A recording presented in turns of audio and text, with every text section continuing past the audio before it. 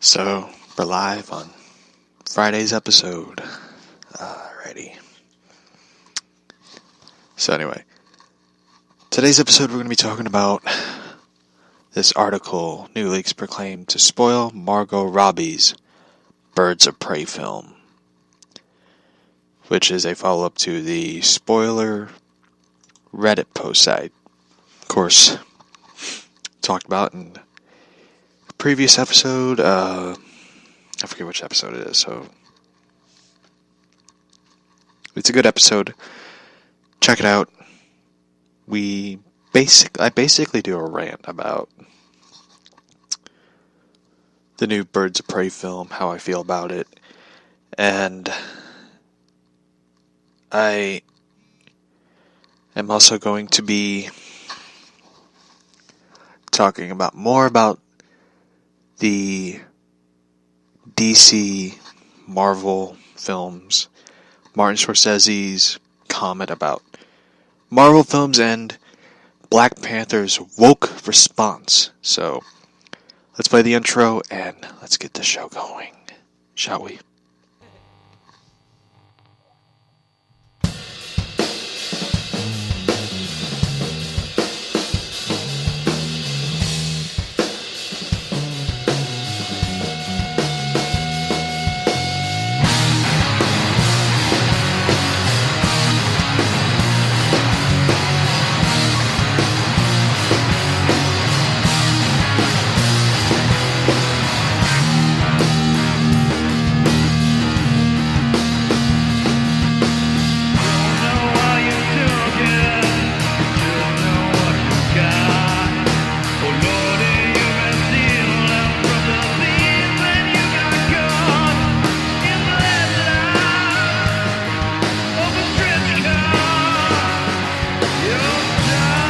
So,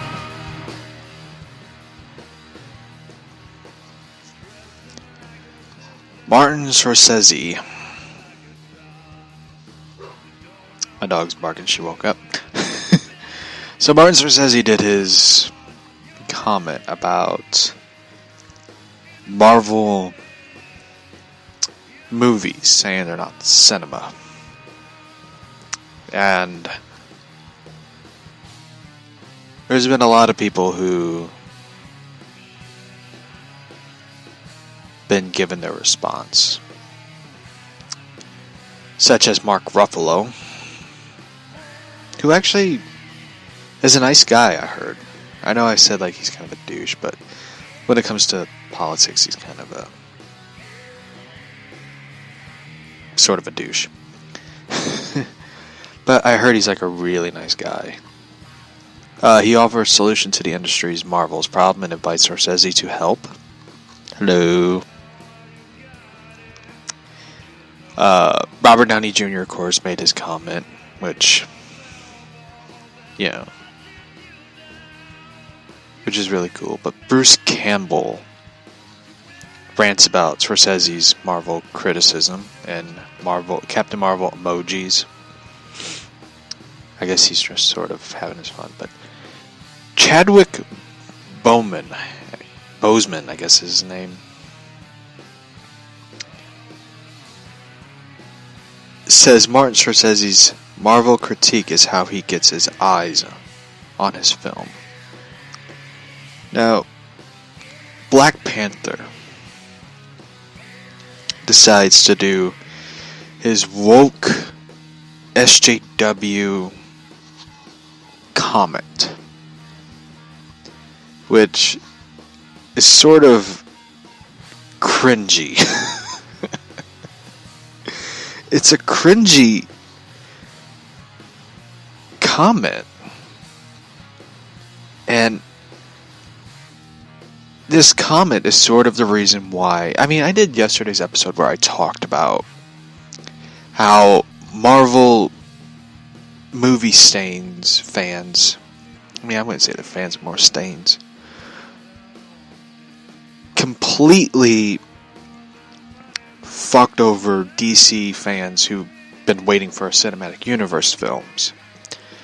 With this whole, it's too dark, it needs more light, it's too bleak, it needs humor. It's not funny. It's too serious. And, you know, that whole thing, even Jay Olivia pointed it out. And Jay Olivia, of course, is working on the Scooby-Doo movie, which I can't wait to see. I can't wait to see that one and the Ben Affleck film, The Way Back. The Way Back is like, if you haven't seen the trailer of it, I recommend it after the show. Just go see the trailer. It's a really beautiful trailer. The music, everything to it, the themes of it. It's one of those films that I have to see next year.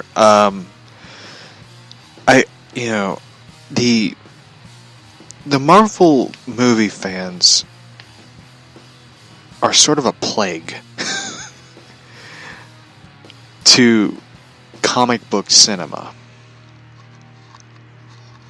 And it's so weird how they are. It's really weird how they are. They talk about, Avengers Endgame is like the highest grossing box office film in the world, and technically it isn't the most profitable film. That goes to Joker. Joker made more money than the Endgame movie. And, I know there's going to be some people who are going to be going like, no, it made $2 billion. It's like,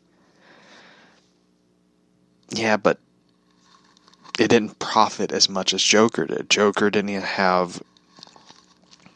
Joker had good critically acclaimed names to the film, but they didn't have big name superstars drawn to it. I mean, I already did the rundown of, a lot of them got paid big money to be in the Avengers movie.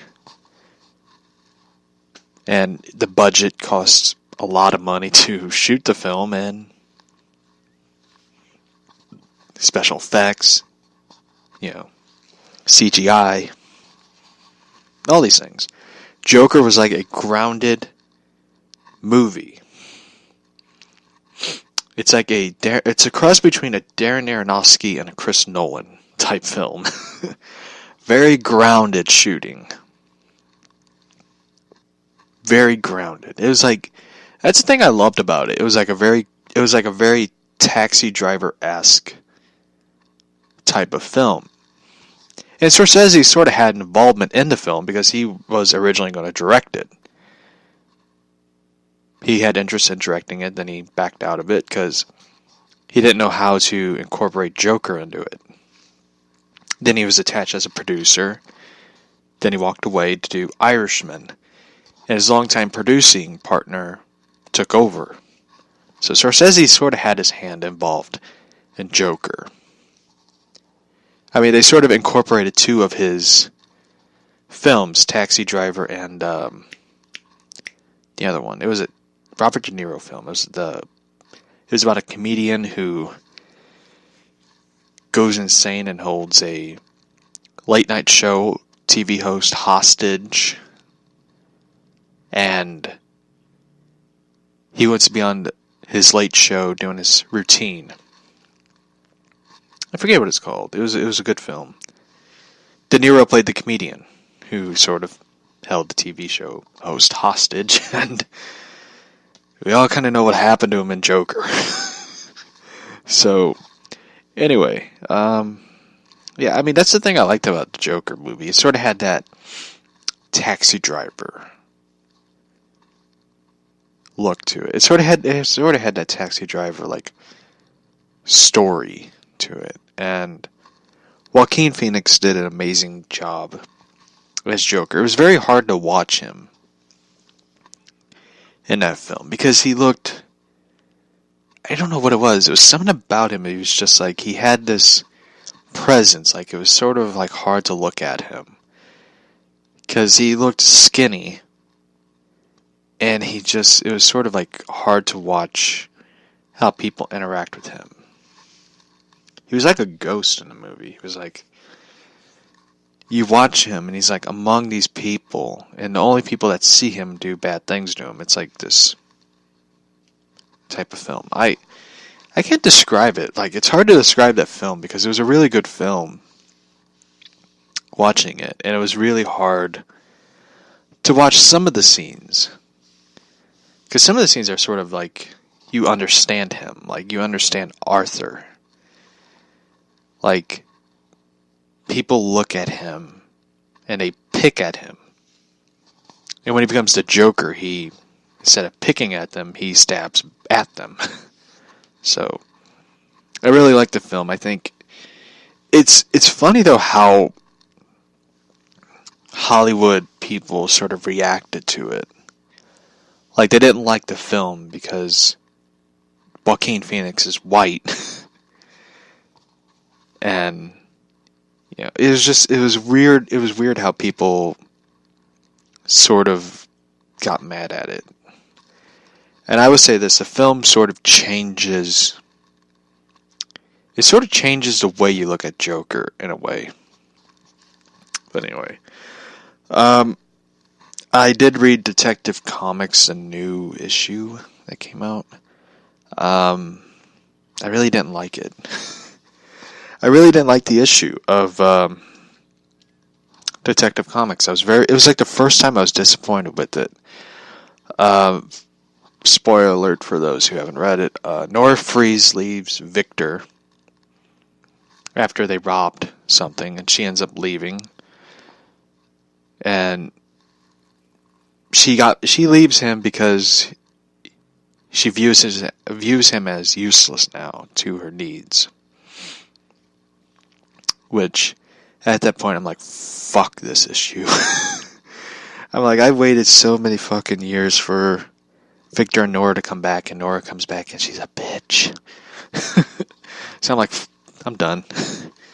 I didn't like the issue. You know, I guess it's like, usually you get like, sometimes you get a good issue, sometimes you get like a bad issue, and this one was bad.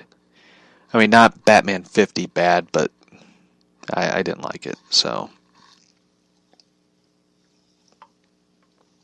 So, I got to read Batman 82. I really like it. The ending of it was kind of shocking. Happy Bane died, though. I know somewhere Chuck Dixon's probably cursing at everybody. I can't wait to see who... I'm trying to remember who the pirate is. Thomas Wayne tells his version of Alfred, called the pirate. I don't know who the fuck the pirate is, so I sort of forget. But it was a good issue. Yeah, so anyway. Let's get to the article, Chadwick Boseman's response about the ongoing controversy about Marvel movies as cinema. The conversation has raged on for weeks after Martin Scorsese stated he doesn't believe that the parade of superhero movies passes as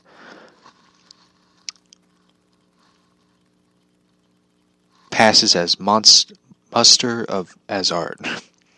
I forget. I don't know. Someone wrote this article.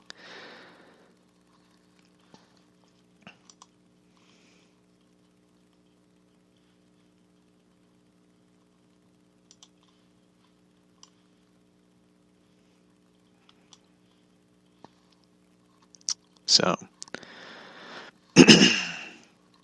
Boseman kind of makes this response. I'm just getting past the article. I want to get to the interview that he's involved in. He spoke to BBC 5 Live. I don't know what that is. I guess it's like a radio show or something. Boseman was questioned about Scorsese's rabble-rousing comments given about the turned 77-year-old releasing his high-profile drama faces a steep climb as Oscar contender. You got to think about it. What he's saying, Boseman said. He's saying it saying it when he's possibly campaigning for an award. He's saying it at the time when he's making a Netflix movie. So that's how eyes get on his film. It's about going into the cinema. It's about not going to be seen the best way. Sorry about that.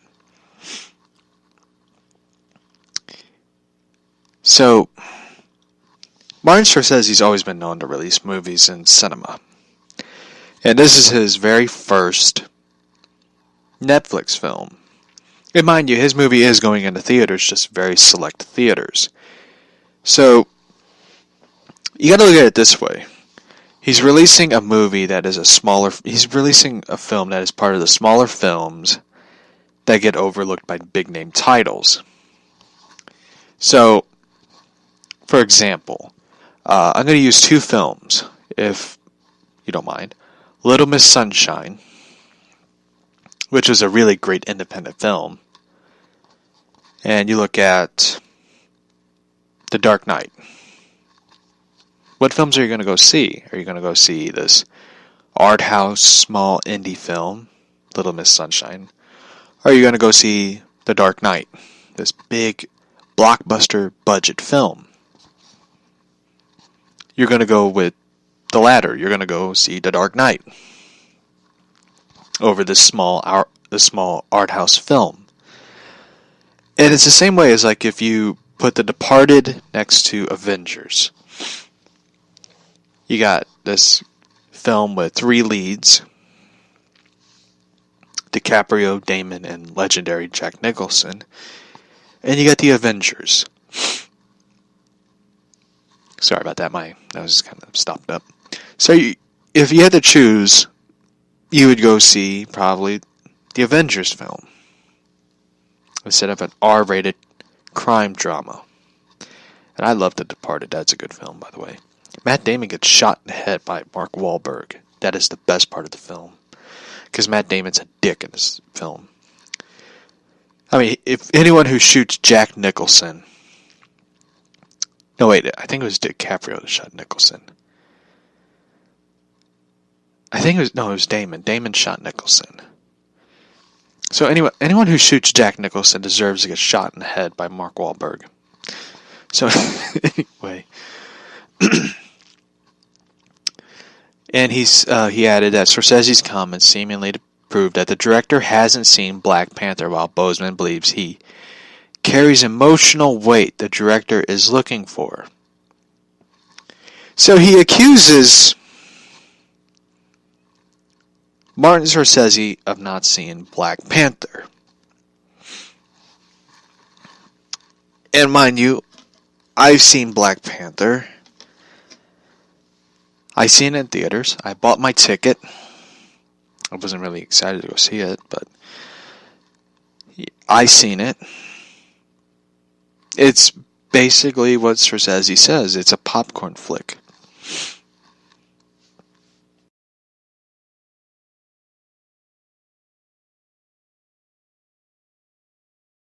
So, it's a popcorn flick. Sorry, I had to blow my nose real quick. So, it's basically what Scorsese is saying. It's a popcorn flick. It's one of those films that you go see, you really don't have anything memorable in the cinema that you saw. Like, what I remember in Departed was this big intro of Jack Nicholson narrating, and you hear Give Me Shelter by the Rolling Stones in the background. Fucking epic. You got Jack Nicholson narrating. Nobody gives it to you. You gotta take it. And all you hear is this Rolling Stones background. It's a really good film. It's not one of those films that you would go see like every time. You're like, I gotta see The Departed again. It's one of those films you saw and you're like, that's a good film. And Black Panther, I remember the scene where he meets his dad. His dad died, and he meets him in the afterlife. And he's by a tree, and there's panthers around, and there's this background to it, and all of a sudden it's the past kings, and I'm like, that looks familiar, and all of a sudden I'm like, oh shit, they took that from The Lion King. It's basically The Lion King as a superhero film. So that's the one part I remember, because I'm like, oh, that looks familiar, and all of a sudden I'm like, if the dad says Simba, I'm like, oh shit, that's The Lion King. Anyway, the mystery that Scorsese's talking about is in Black Panther. How is it like he talks about Marvel films? He didn't just single out like, well, Black Panther, like that. He just pointed out, a lot of these films are just not cinema. They're just, they're not cinema. So anyway, the mystery Scorsese's talking about is in Black Panther. If he saw it, he didn't get that there was this feeling of not knowing what's going to happen that black people felt. How is it race? How the fuck is it race? How is it race? It's the question. I seen Black Panther.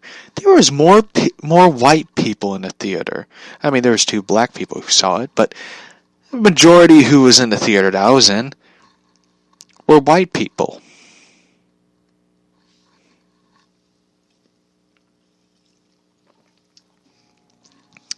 I gotta tell you, like, there's some parts in it that I liked in Black Panther. I like the car chase scene. That was pretty cool. I didn't like how they, made fun of white people. I mean, I didn't really care, but I didn't bitch and complain about it. I was just like, alright.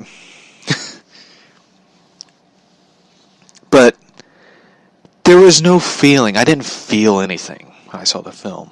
I mean, when I saw, there's always movies that you see and you always had this feeling. Like, this film I get, it's like a part of me. And believe me, I seen Batman Returns, and I was like, I like this film. This film I get. I feel it. But when I seen Black Panther, I'll admit, I didn't feel it. I just was like, this is a not bad film. Kills a couple hours. But, he's got to understand, like, not every person, I'm not going to speak for every black person, I'm not going to speak for them. I would love to hear their comments about it. Did they feel something when they saw Black Panther? I want to know. But anyway. So anyway, he says he didn't get that there was a feeling of not knowing what was going to happen that black people felt. We thought, white people's going to kill us off. So it's a possibility that we could be gone. Paranoia. First off, why would white people kill off black people? That is offensive, in my opinion. I'm white and I find that offensive. Why would you say that white people are going to kill off black people? That is offensive. That is that is racist to say that. Not all of us white people are thinking, oh man, they got Black Panther out. Shit. None of us thought that. We were just like, hey, they're doing a new superhero movie, Black Panther. If you heard the podcast, I'm the one guy who's like, why the fuck is there not a Green Lantern John Stewart film? I've been saying it for a while. I want to see John Stewart Green Lantern because I like John Stewart Green Lantern. I honestly thought, I like John Stewart Green Lantern more than I like Hal Jordan Green Lantern, because Hal Jordan is a cool character, but John Stewart is more likable. He's more relatable. He was the best part of the Justice League animated series, in my opinion. Besides Batman. And the way he and the Flash were buddies, and the way they are sort of like this rookie cop and a senior cop, it is a really cool concept.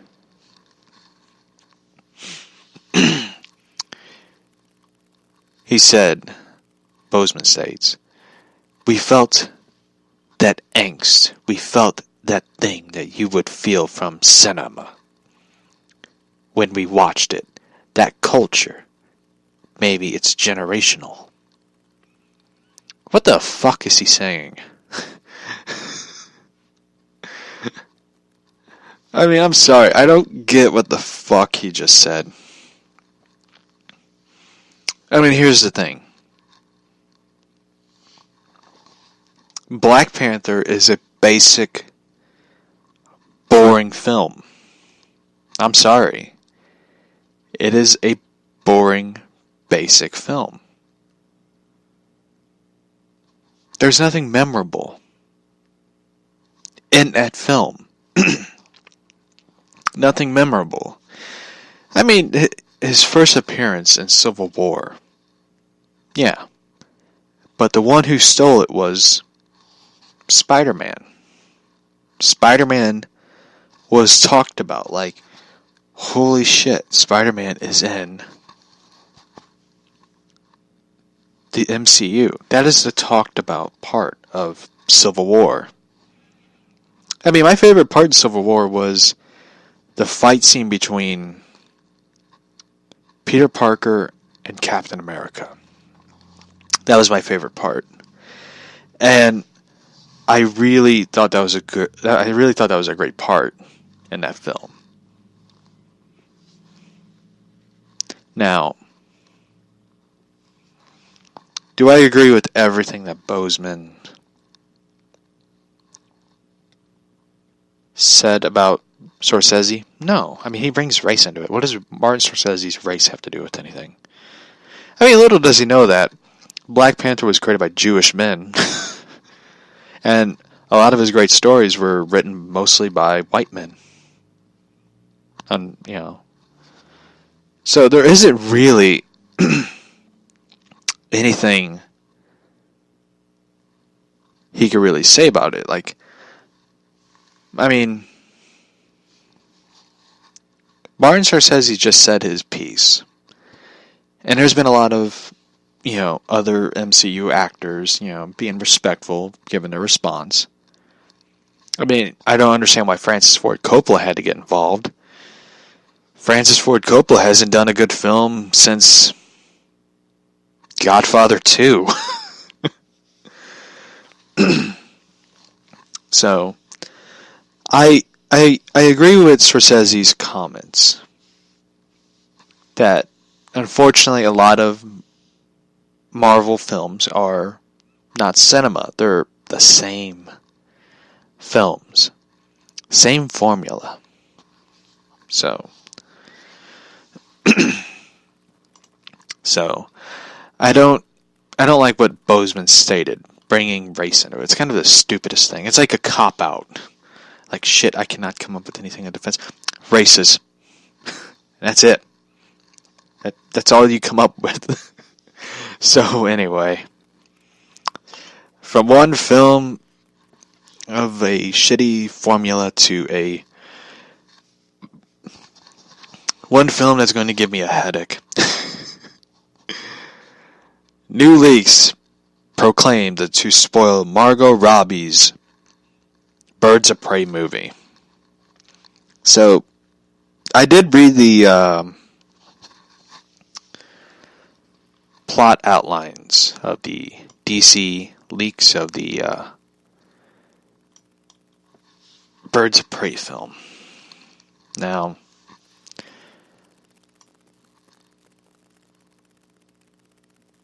anyway,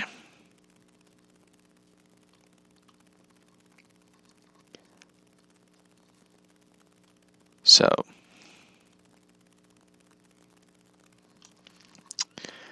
jump to the beginning. The guy who did the leaks says that there's deleted footage of Jared Leto being used to bring his Joker back and show how toxic his relationship with Harley before he kicked her out. So Leto is in Birds of Prey. Fuck. Shit.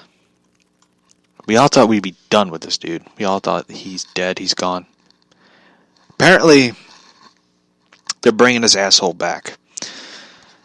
Why the fuck are they bringing him back? So, when I read this article, I was just like, no. I'm just like, no. But they are, which kind of pisses me off in a way. I'm like, you bring this motherfucker back, but yet you run off Ben Affleck, which I kind of blame Marvel fans for running off Ben Affleck. I think if they just all shut the fuck up, we would have not had... Unfortunately, we would not have the Robert Pattinson Batman. We would still have Ben Affleck as Batman, in my opinion. But we're all fucked and we're all stuck with Jared Leto as Joker. So, anyway, after the events of Suicide Squad, this is part of the plot of the film, the deleted scenes. After the events of Suicide Squad, Jared Leto's Joker, and Harley have fled back to Gotham. Why the fuck would you come back to Gotham? I wish they would just... I don't know why. Why would you come back to Gotham?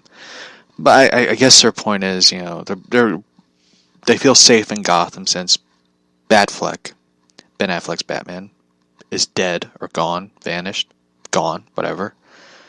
So I guess they feel safe in this new Gotham without Batman. What's next? Bringing in Ruby Rose Batwoman to this shit?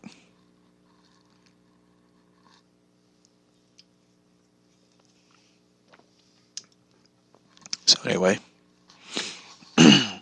deleted footage shows Jared Leto in the film being used to showcase how abusive the relationship really is, which culminates in the Joker breaking up with Harley, kicking her out of their house, along with a small basket of her belongings.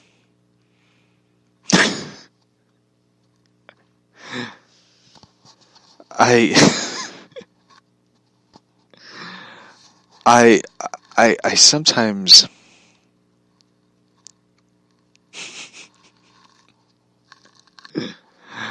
will you imagine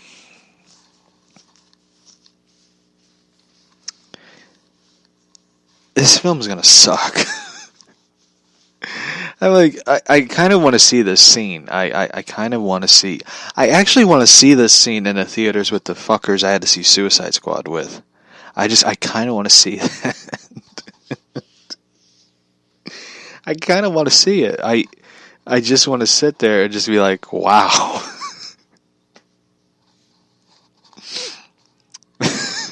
I can't wait to see the memes that come with it. Cuz some emo chicks are going to create memes of this with Harley carrying her box and there's the Joker in the window and the meme, I guess he isn't really crazy like me, or I guess he can't handle my kind of crazy. Shows how fake they are, pretending to be insane like me. I can't wait to see this shit that comes with it. I can't wait to see it. You know, imagine it. Or holding the box with Harley, with tears. No one understands me, the true me, the insane side I hold inside me, type of me. I don't know. I can't wait to see this type of shit spewing all over everything. It's going to be insane. Get it? With nowhere to turn, Harley is given an apartment by a kind owner of a Tijuana restaurant named Doc. That's racist. Who we saw with Harley behind the scenes image. Homeless without a friend in the world. I guess Poison Ivy doesn't exist.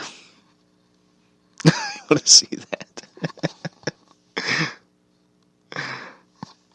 Harley is taken in by a kind old man named Doc, who owns a Tijuana restaurant in the city, and allows her to stay in the apartment above his restaurant. I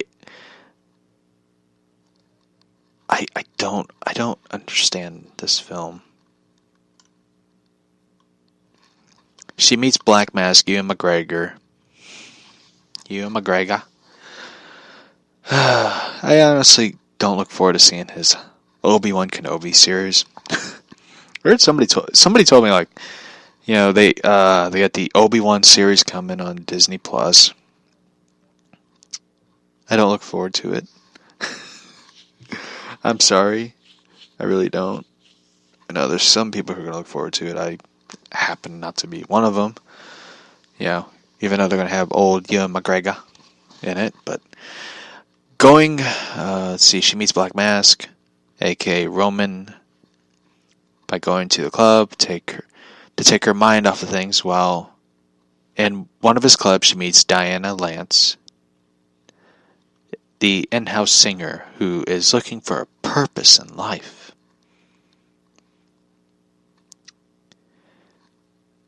Harley gets rowdily drunk, and Diana has to save her from the scrap with Roman's men, where she breaks the legs of one of his drivers. Diana fights everyone off and becomes Roman's new driver. She drives Harley home.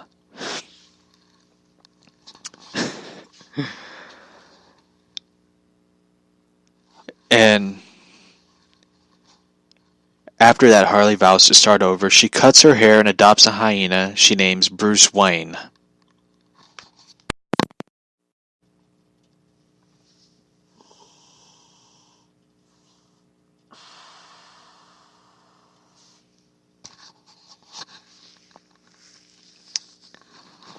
Sorry.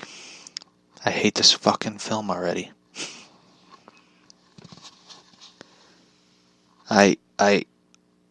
Why?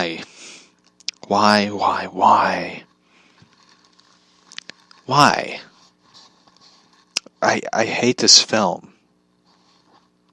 I hate this film.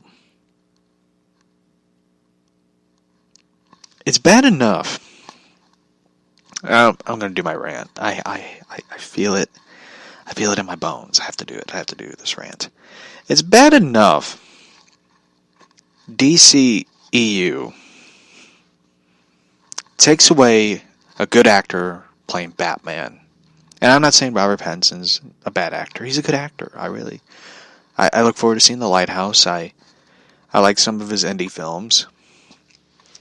But you take away a good actor who plays Batman. You stop his script that he's writing, this film that he was really, but I heard like he was really passionate about this Batman story. It was the Batman story he wanted to write for a long time. And you got executives, you have a director, and they're all saying he's too old to be Batman. He's too old. Age discrimination, by the way. He's too old to be Batman. Sorry, I had to burp.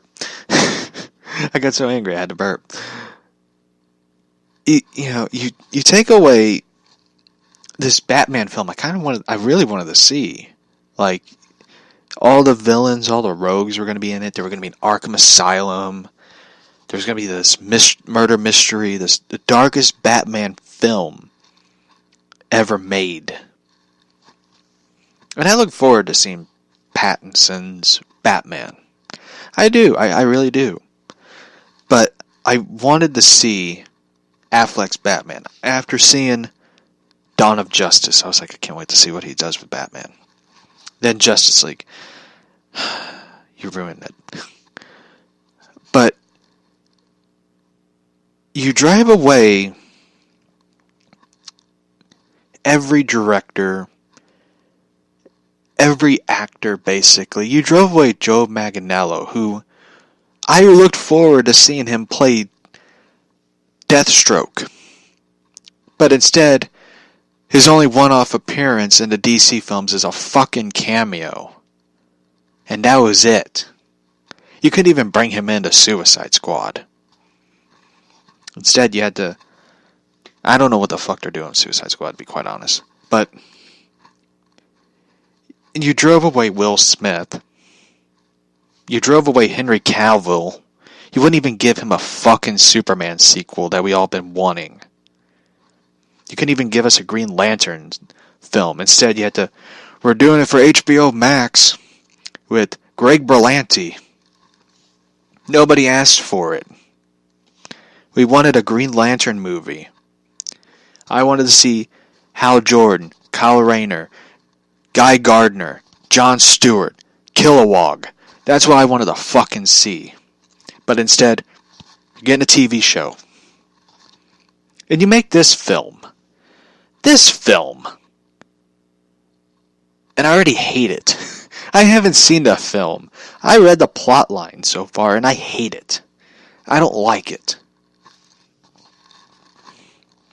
So, instead, you're banking on hopes. Like, I'm still waiting for the Cyborg movie. I'm waiting for the Flash movie. Instead of Superman, by the way, we're getting Supergirl. The show sucks, so we're going to get the movie. I mean, your films so far are becoming like a betting roulette. I'm sticking with Batman. There's no way you could fuck up this film. I know it's going to be a good film. I mean, you got good casting so far. I mean, it's a interesting cast. But it aggravates me to the point that they're going to reboot Superman again for the 800 fucking time in a row. We got Superman, Superman 2, Superman 3, Superman 4. When we had to wait several years and after several TV shows, Superman Returns, which was fucking boring. It was the most boringest film I have ever seen in my life. And I've seen Paranormal Activity. And that film's more entertaining than Superman Returns. I mean, the only highlight of Superman Returns was Kevin Spacey being cast as Lex. And that was only a good part. And you got Superman, Brandon Routh, who I can't criticize. He's a good actor. But you didn't do anything with this guy. You basically should have called this film Lois Lane Returns, because it was all about Lois Lane in this film. And instead, Bryan Singer's like, well, we were trying to get off the success of fans from The Devil Wears Prada. Clearly, you didn't read a fucking comic book. Who reads or watches Devil Wears Prada and be like, I can't wait to read Superman's next issue? But the point I'm getting to it is, then we had to get, we finally got Man of Steel. A good film. A really good film. I really liked it. But instead, everybody complained about too much action in it. There was too much fighting. There was too much conflict. And these are the same motherfuckers who complained about it during Superman Returns. And we get Dawn of Justice. I was so excited about this film. From the trailer, and I seen it in theaters. I really liked it. I thought this is a good film. That they're getting somewhere with this universe film. It was a long film. But it was a good film. I actually liked it more than I liked Avengers. Sue me. So, we go see it. I go see it. I really liked it. I'm like, alright, this is going to be good. Then Justice League comes around. I was like, I can't wait.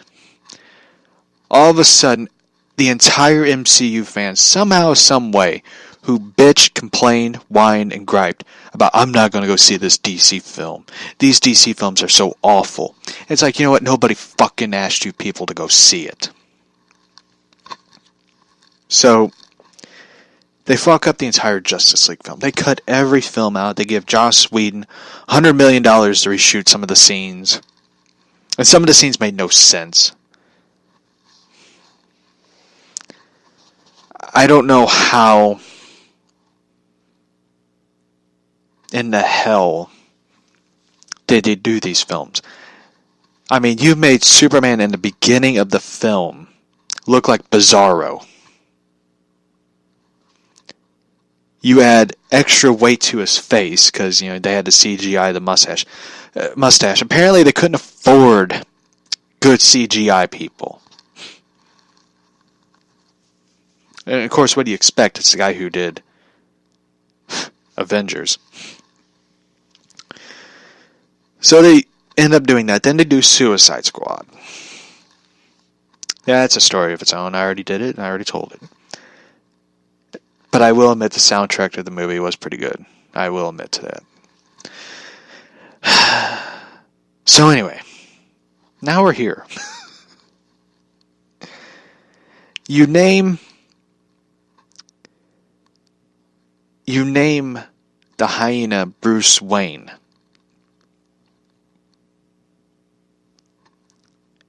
Which, I know some people are like, well, you know, it's a joke. You know, it's Harley. No.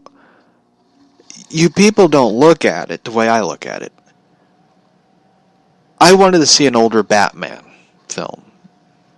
Which we got in Dawn of Justice and Justice League. But I wanted to see the characters in the Batman universe. I wanted to see Catwoman in the Batman universe.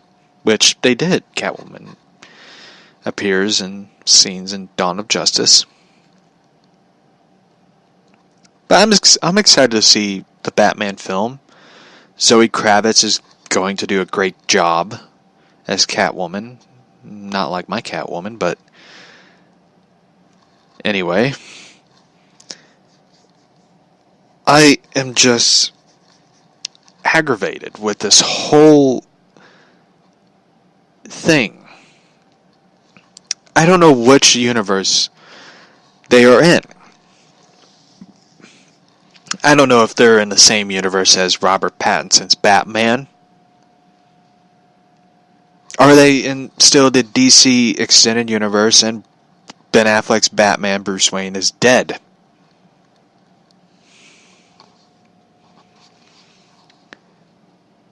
This whole continuity universe thing is not going to make sense. It's not. It's not going to make any sense whatsoever. So, anyway, let's continue on reading this shitstorm hurricane of a film. There's always that saying I like, and there's a saying I liked. It's from the movie called Driving Lessons. I don't know if anybody's ever seen it. It's a great indie film, by the way. Another good independent film. It stars Rupert Grint, Ron Weasley, and it stars the woman who plays Mrs. Weasley in Harry Potter. She plays this actress from the day, and she gets Rupert Grint, who is reading to her, to drive her around.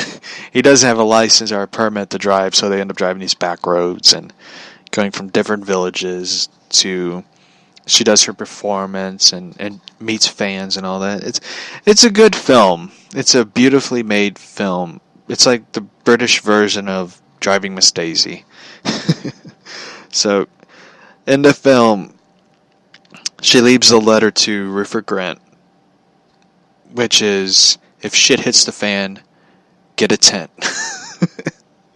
So, get a tent while we're going to read this. It's a good film, so I recommend it. Diana drops Harley off at home, blah, blah, blah. She gets a dog, hyena from an exotic pet shop, who she calls Bruce Wayne, who kills and eats the sleazy pet owner, and blows up Ace Chemicals, where she has pledged herself to the Joker before truly becoming Harley Quinn, symbolically carving her own destiny by severing all ties to him. She also removes the J from her necklace and replaces it with a dog tag that says Bruce, showing the new love of her life, a dog, hyena. So, Renee Montoya enters the picture after Ace Chemicals is blowing up and decides to catch Harley, but thinking it'll all be easy without the Joker helping her.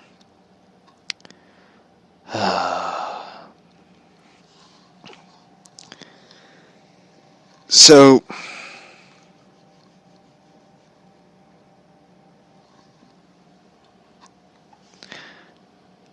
I don't know what to think of this. Cassandra Cain turns out to be working for Black Mask as a petty thief. She steals this diamond on behalf. She betrays him by selling the diamond for more money.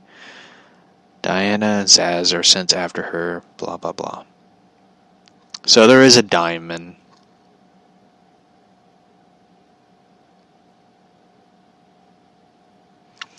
But he does wear his signature mask He does wear his black mask.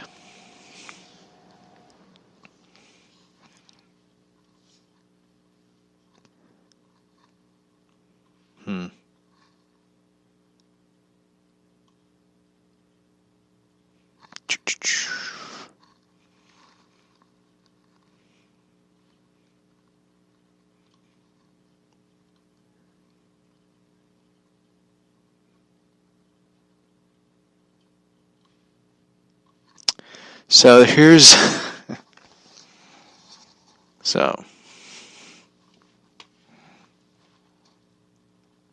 anyway,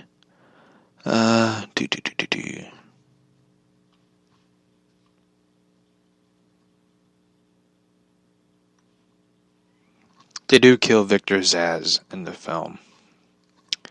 I like how they just kill off villains. It's didn't people back in the day bitch and complain about they kill villains off? Batman killed the Joker in the '89 Batman film. Penguin dies. Catwoman, of course, lives. That's the best part. I mean, at least in the Joel Schumacher Batman films, the villains lived. Two-Face lived. Riddler lived. Mr. Freeze and Ivy lived. I don't know how Ivy lived after being eaten by a plant. So, they kill off Victor Zsasz. Kaz is captured by Roman. Harley pursues him at the Gotham Pier. Roman wears his black mask during the fight. In the midst of the battle, gets burned into his face. The diamond is retrieved and revealed to contain nude statues of Roman. Along with this, apparently changed to his information of his criminal empire. So they changed the picture in the diamond. So I guess once that came out and people were booed this film, they were gotta change that. So the film ends with Harley going her own way and Cass is also in tow. Bruce lives and Harley winks at the camera, and that's how the film ends.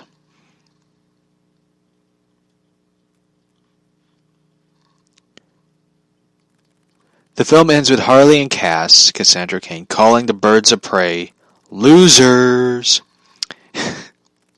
That is the dumbest fucking thing ever.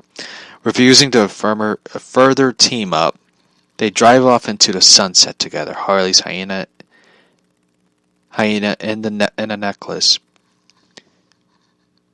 Bernie the beaver in a sandwich for Harley. Harley winks at the audience, and that's how the film ends. That is the dumbest fucking ending I've ever seen.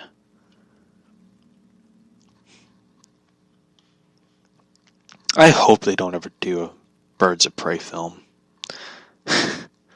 I really don't. If that's how it's going to end, I don't want to see that.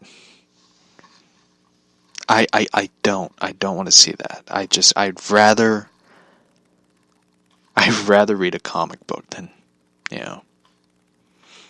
So anyway, the title of the episode, I know a lot of people ask me, it's going to be, we're going to talk about comics, but we're going to end up switching over to videos I have found. It's about bad children on Dr. Phil and Maury Povich. I am like stunned that these shows are still on the air, especially Maury. Anyway, speaking of Batwoman, we brought up, rumor is Batwoman's declining ratings could lead the show's cancellation. Do it. Cancel that show. Batwoman's CW's Arrowverse action drama featuring the first ever leading female lesbian superhero has struggled in the ratings since its premiere at the beginning of October. Wow, it's been on since October. It suffered a 35% decline in viewership during the first 3 weeks, attracting over 1.16 million viewers with the last episode. Damn. It's barely like scraping. It's pretty bad though, like, it's on what, Sundays? So, it's on a day where they're going up against football.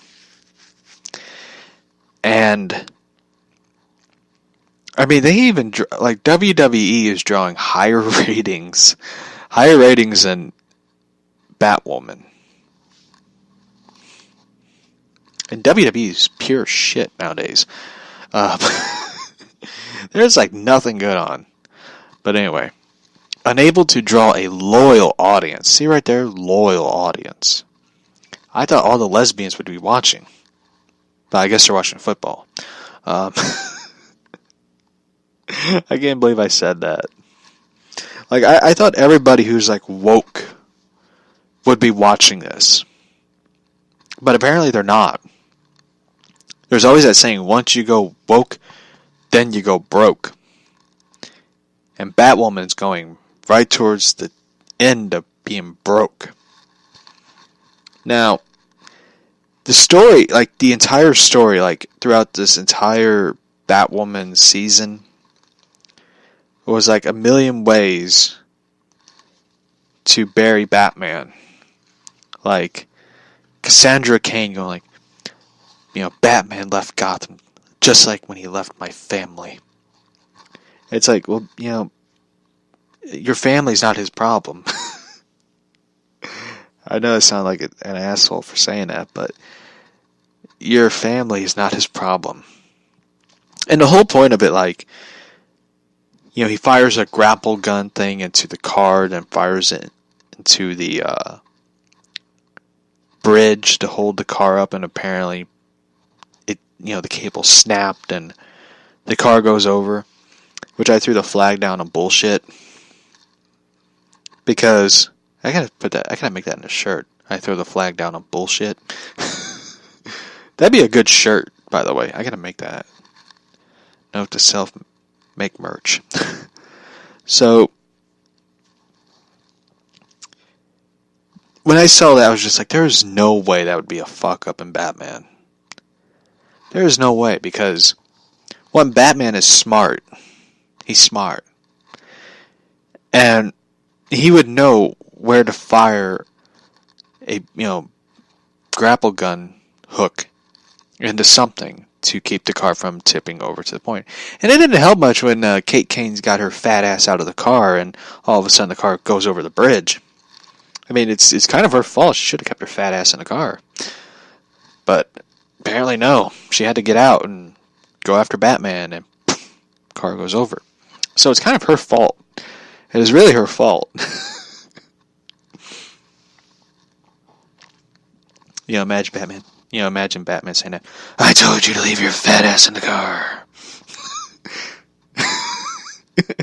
That would be the best part.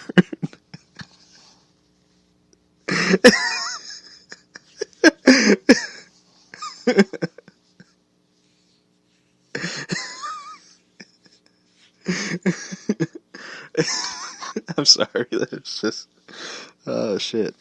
But anyway.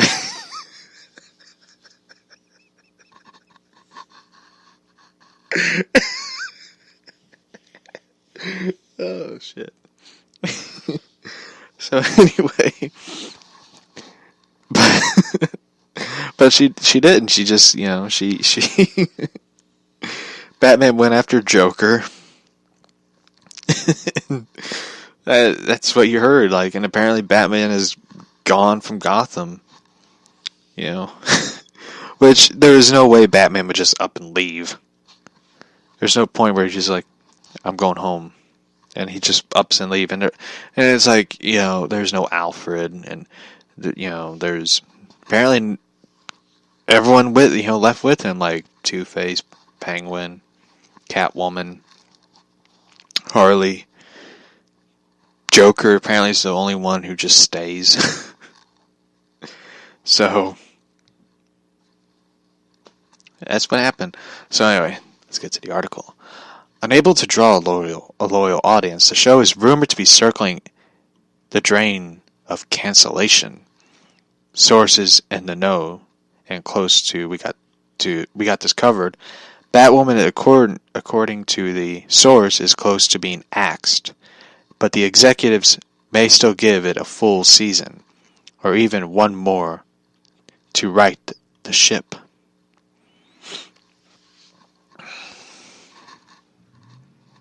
So, it's kind of hypocritical on CW's part, because there's a lot of shows they did not give another season. But I think the reason they don't want to cancel it or end it abruptly is because of, they don't want to get the Twitter people upset and up in arms over the whole, how dare you cancel a good show? And it's like, not that good, but, But,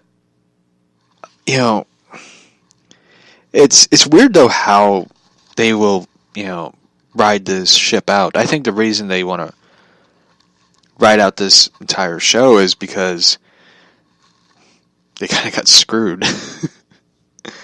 And the thing is, there was always talks about CW wanted to get Swamp Thing or HBO Max wanted to get Swamp Thing. They ain't gonna get Swamp Thing. HBO Max want to do other crazy things. I don't know what, but anyway. Batwoman has been criticized for its woke politics and its feminist overtone before it debuted. Before the debut of the show. The casting of Ruby Rose came under criticism, causing the actress to quit Twitter. A number of individuals complained that Rose was not Jewish, and with some even stating they didn't believe that she was a lesbian. I'm sorry, I kind of find it funny. Rose was shocked by the backlash, which came suddenly when she auditioned for Batwoman, identifying as gender fluid. I don't even know what the fuck that even means. I don't understand all these people's gender and sexuality thing. I always believe there's like two genders, and it's either you're straight or you're gay. So I don't understand how these people come up with their gender titles and sexuality titles. I don't get it. I don't understand it. They're dumb people. They're dumb. As Rose does, she made her less of a woman in the eyes of her critics. She opened to Entertainment Weekly back in June. When I got cast as a lesbian in Batwoman, I didn't know that being a gender-fluid woman meant I couldn't be a lesbian because I'm not a woman. Not considered lesbian enough. I wonder how she kept a straight face saying that. I kind of want to know how she kept a straight face saying that to the interviewer.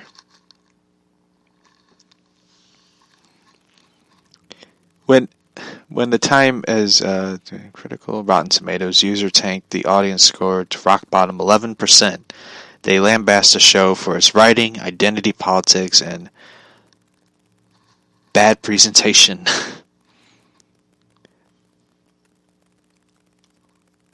They should have just done a fucking Batgirl show, in my opinion. They should have just kind of went with a Batgirl show. They should have just done it sort of like tie into Titans. You could have Nightwing show up and all that, but they should have just done a Batgirl show. I would have been happy with that. Just, I wouldn't watch it, but I'd be happy with it. But I'm sorry, I am not a Batwoman fan. I would love to have somebody who's a Batwoman fan, just really who loves the character, who loves the comics, just lay into the show and just give an honest opinion of what they should have done with this character and with this show. I still believe that there could have been a better writer to handle the show, who understands the character, who understands Gotham, and they could have made a great show, but they didn't. They didn't make a good show. They just I even said it back in the before the show premiered, with this creator saying basically this character's so interesting because she's a lesbian. A person's sexuality and identity or whatever doesn't make the show good. The characters and the characters surrounding the main character and the environment that they are in makes it a good show. Makes it a decent, interesting show. But instead, they focused on she's a lesbian. That's what makes a good show. It really doesn't. It's a very stupid thing. So, do I think the show will be canceled? I doubt it. CW is going to ride this shit out. They are going to ship, not shit, but the show is shit, but they're going to ride this ship out. They're going to ride it out. They might renew it for a second season and try to salvage what they have left.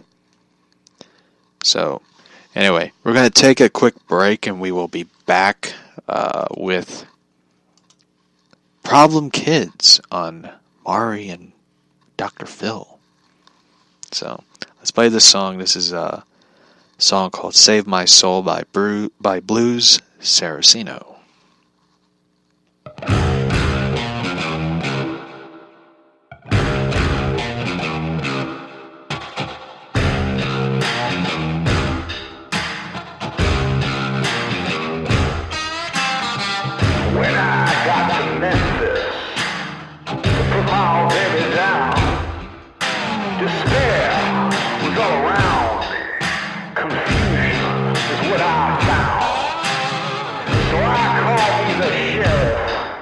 Said, bring my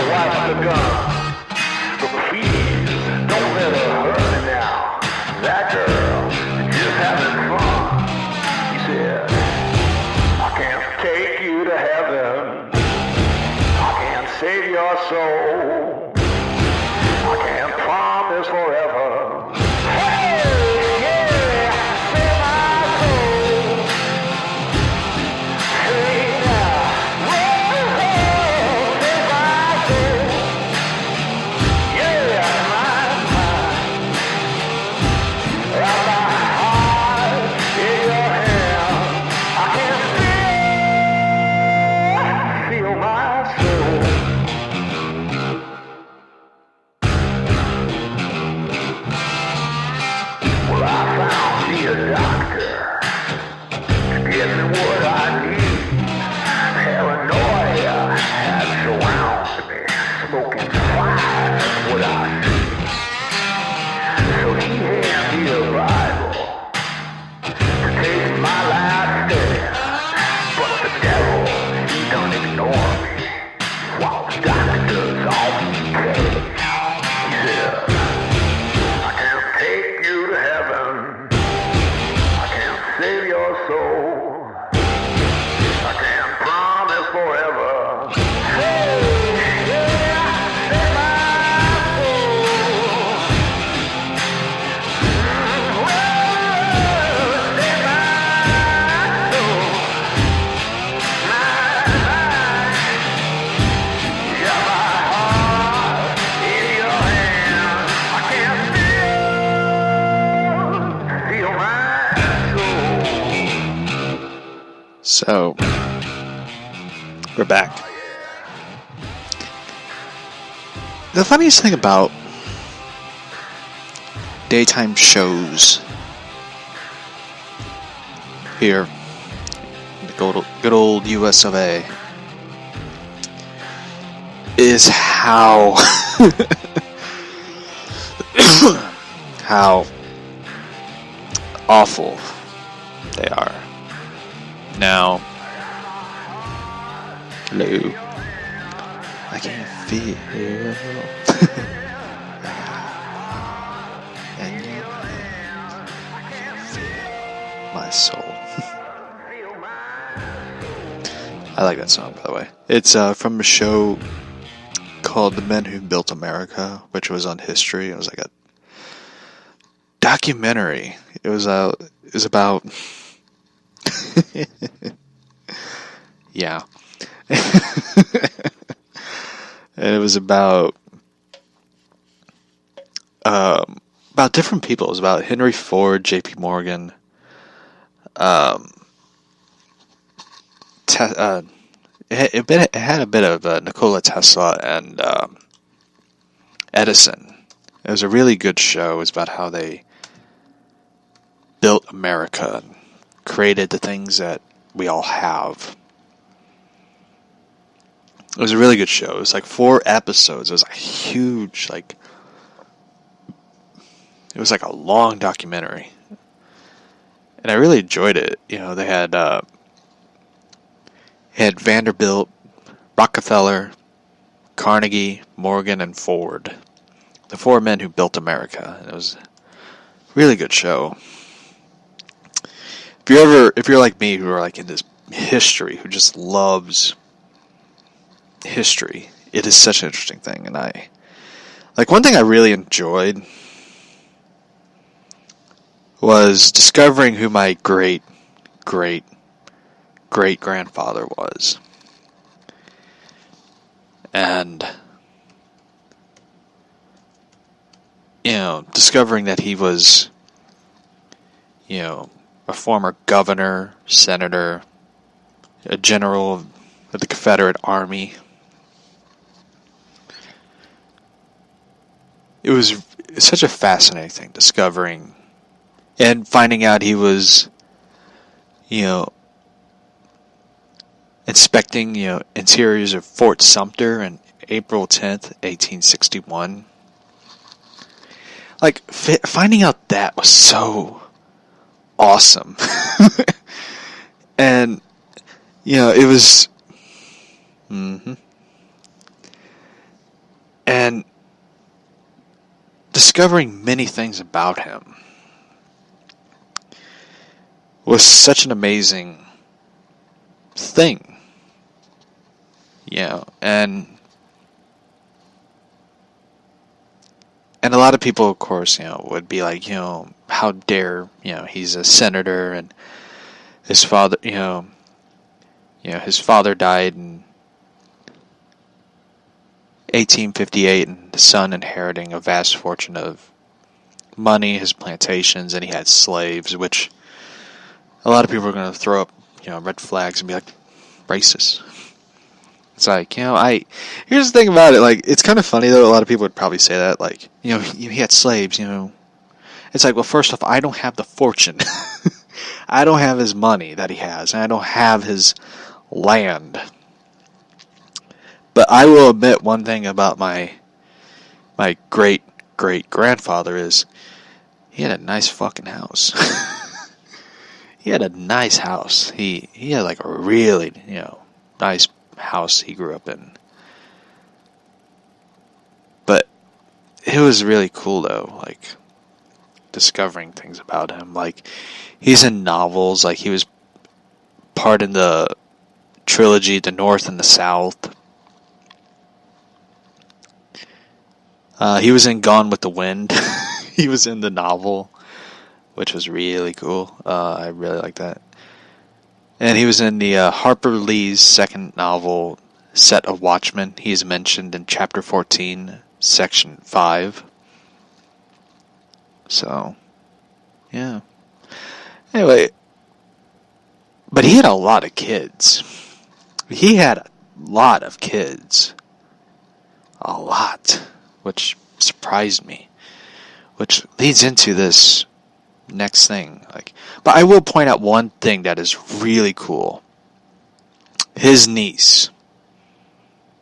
My great-great-great-grandfather, his niece, I don't know how she's related to me, but was an operating room nurse who was married to William Houston, known as the father of the American surgery. For his contributions, he had developed surgical gloves which protected Caroline, that was her name, Caroline's skin from harsh surgical sterilizing chemicals. So, my great-great-great-grandfather, his niece, was married to the man who was the father of American surgery. Which blew my fucking mind. I was like, wow. But anyway, he had several kids. Let's see, he had 1, 2... the second one's my great-great-grandfather who died in the war. 3, 4, 5, 7, 8. He had 9 kids. Holy shit. He had 9 kids. 9 kids. 9. He had 9 kids. Wow. For those who don't know, my great-great-grandfather's name was Thomas Preston. I seen a photo of him, and it was really amazing. It was sort of like looking almost into a ghost. It was almost like a mirror. But I will say one thing about my great-great-grandfather was he had a nice beard. He had like a long beard. So, let's see. Let me look him up real quick.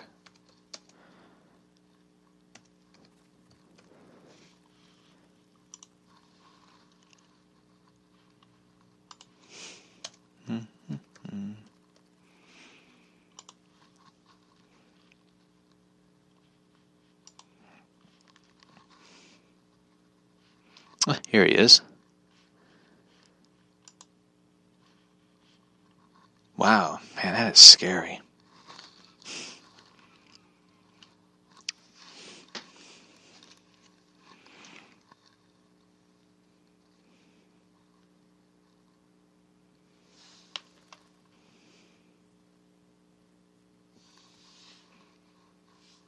He looks like, I had to point this out. He looks like Tim Curry. He looks like a young Tim Curry, which is kind of funny. But anyway, there's like one photo of him. That's it. Like there's like one single photo of him.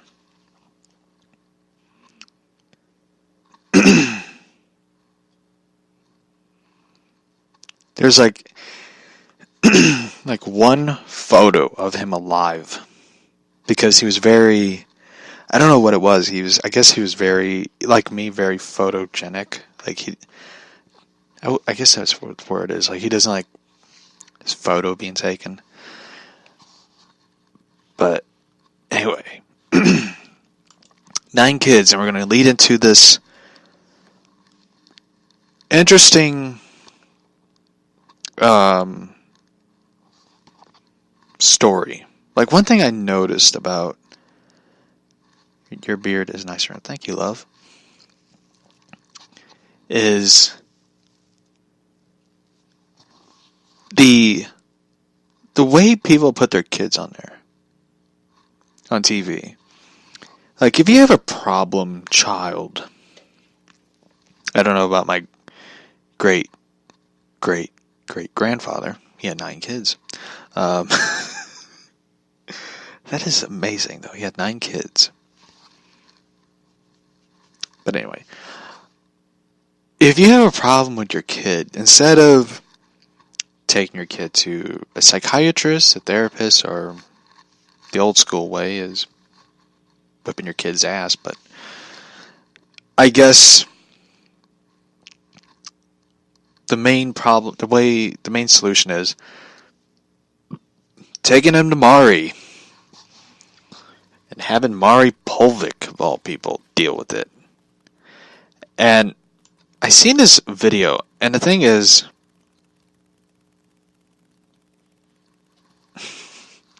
nine, huh? Yep. Yeah, 9 kids.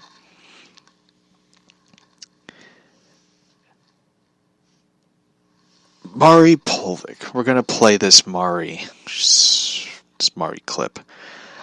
The thing I love about these crazy, I don't know what it is, these crazy kids, is the way they talk and stuff. So let's play this clip. Because she was caught on videotape beating up the school security guard. Okay.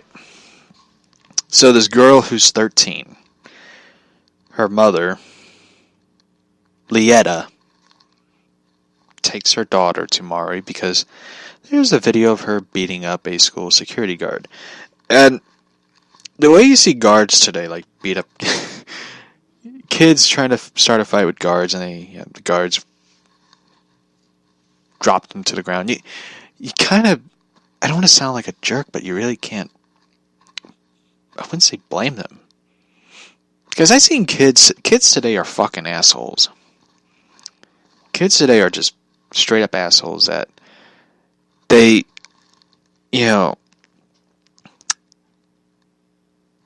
they're just the way they are. I was going to say I was going to tell this one story that happened, but I don't want to tell it.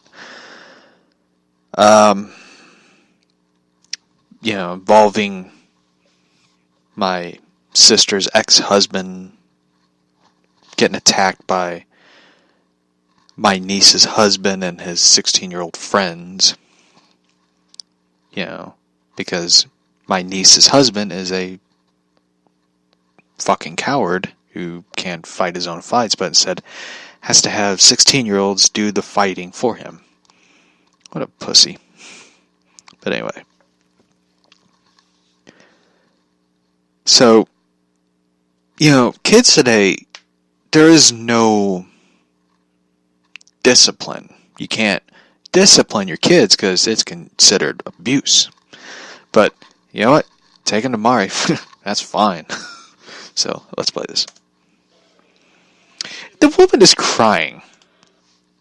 The thing about it is, when Maury talks about this, Maury's going to be like, well, why did you bring your child here? And the woman's going to be like, well, Maury, I don't know what to do. My kid's out of control, and I tried everything I can. I tried talking to her. I tried taking her counseling. Counseling can't do anything, Maury.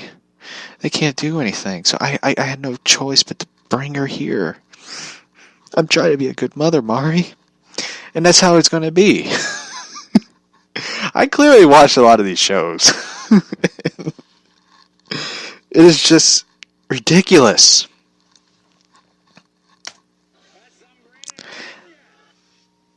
And you have the one kid who's like this ghetto-looking motherfucker who probably thinks Jared Leto's the coolest dude on the planet, flipping the bird and cussing at people, and people are booing. The thing is, they are feeding into these kids this behavior.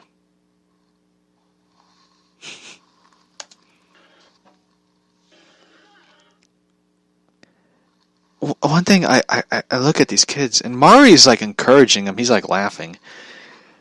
The thing is, why don't you just... I don't know what if I had a kid, and this is hypothetical, and there's this one video I have to play, because the dad is the enabler of the whole thing. Like, the daughter talks back to the mother, smacks the mother, because the mother wanted to take away her cell phone, and she goes, well, my dad bought it for me, and she smacked the mom. Like, if I had a kid with my significant other, and my significant other wants to take away the kid's phone, and the kid talks back and tries to hit her, I'd be like, knock her the fuck out. I'd be like, knock her out. Knock out our daughter. I'll look the other way. Like, that's what I would do. Taking the phone, you know. I'd be like, she's trying to hit you? Knock her ass out. Just go Mike Tyson on her.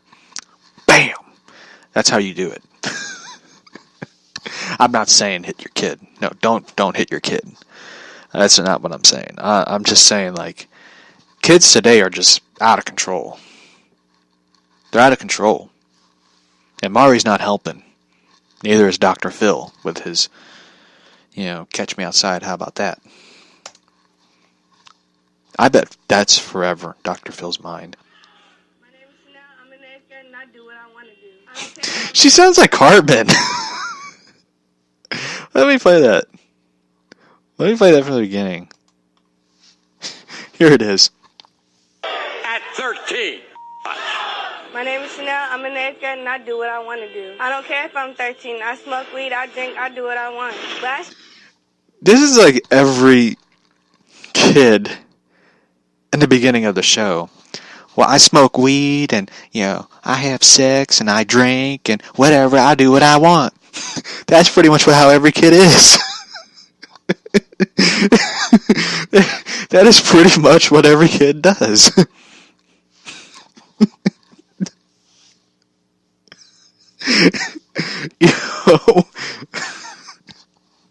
This is bad. Oh, shit. this year I got expelled from school. The security guard got in my face and I tore that ass up. I've had sex. Yeah, I beat up that guard. Whatever. I do what I want. This is like Cartman shit right here. Remember that episode of Cartman? Let me find it. This is like some Cartman type shit right here. I can't defend. I'm not. I don't know how to laugh. I'm okay. I'm laughing at these kids. These kids are just awful. All right.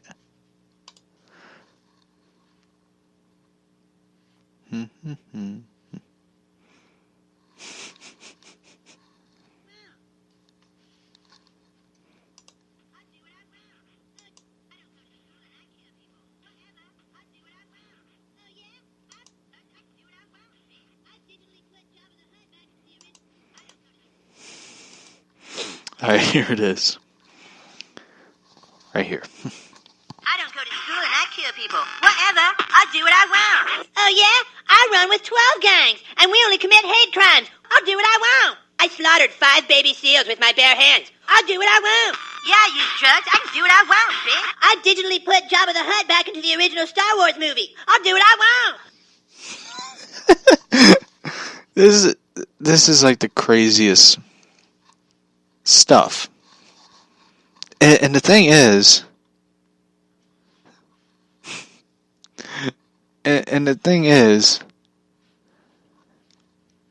it seems like Maury is enabling these kids to do stuff. He is enabling these kids to do awful things. And he presents it like it's a great thing. It's a good thing to do.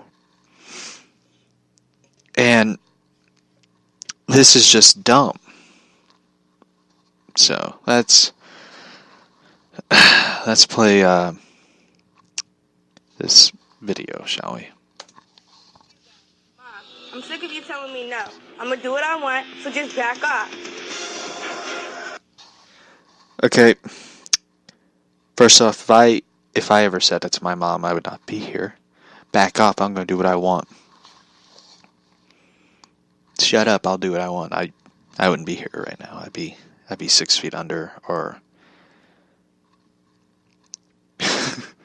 so anyway.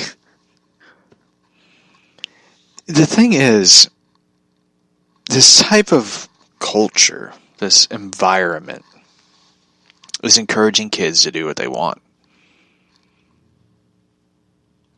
So, from one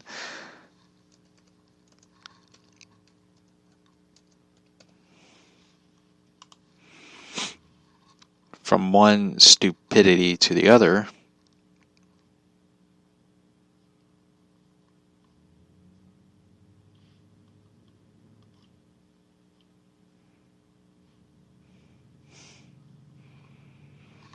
we're going to talk about Dr. Phil. I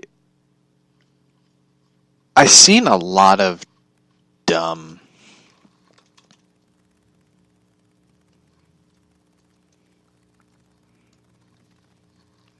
stuff.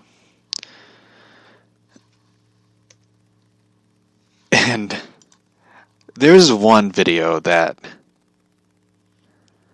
I find amusing. And it is this girl believes Eminem is her father. I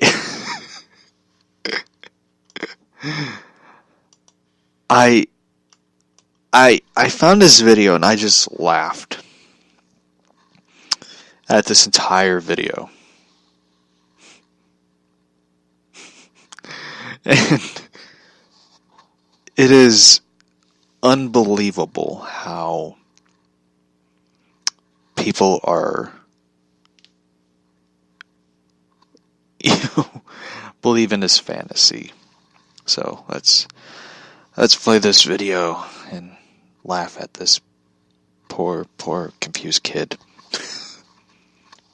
Did you tell people that Eminem is your father? Yes, I did, actually. Yeah, I did.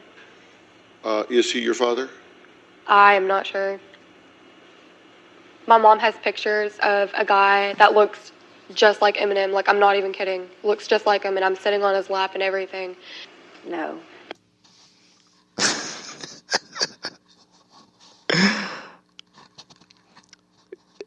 I love how Dr. Phil will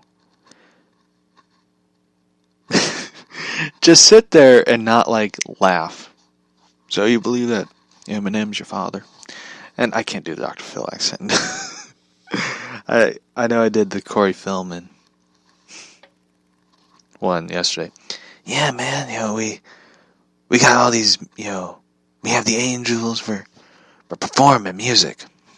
I found this video of him performing at a baseball stadium. And there's barely anybody there. It's a small party. So I don't know how this. Anyway, the article is this teen believes that rapper Eminem. I love how they don't have the comments on. They turned off the comments. They know this kid is gonna get slaughtered by Eminem fans. It's like the story where the teen believes that she's pregnant with baby Jesus. They have the comments on for that, but if you have the comments for a girl who believes that she's Eminem's father, turn that off. Turn it off. No. The team with the baby Jesus, that's fine, but Eminem, no. So I had to find a Corey Feldman one where he performs at a stadium.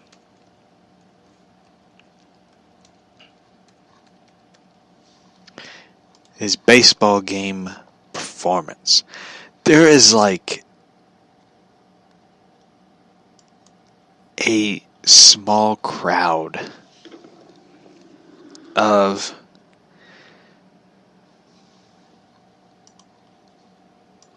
it is sad.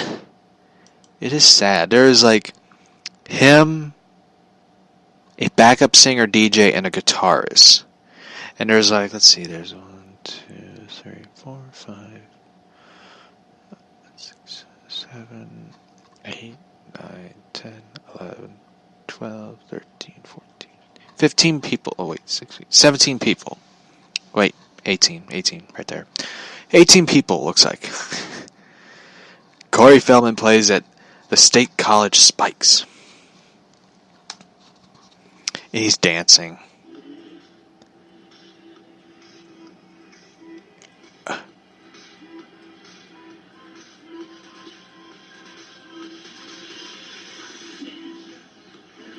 Oh God, he's playing that damn song. Casual Millennial. He's playing that song. And he looks like Michael... Again, he's dressed like Michael Jackson. Millennial. Oh. Dude, why are you... Why? What is your Michael Jackson obsession? What is with his Michael Jackson obsession? Which is in the creepy factor. Like... And the factor of like, this is creepy. And there's one dude who is just standing there going like, why am I here? He's standing there with his wife and it looks like his kids. And it's pretty funny. He's in the background. He's the dude you cannot miss. He's standing there.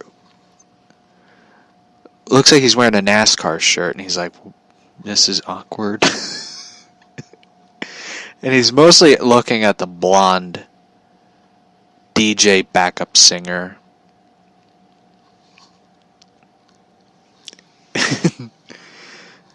Millennial. I can't help it.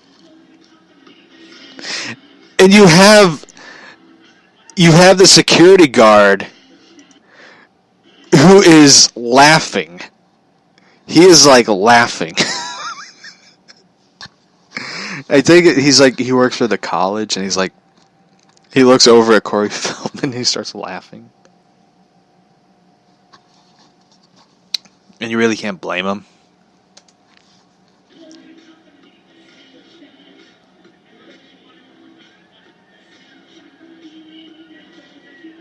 He's laughing because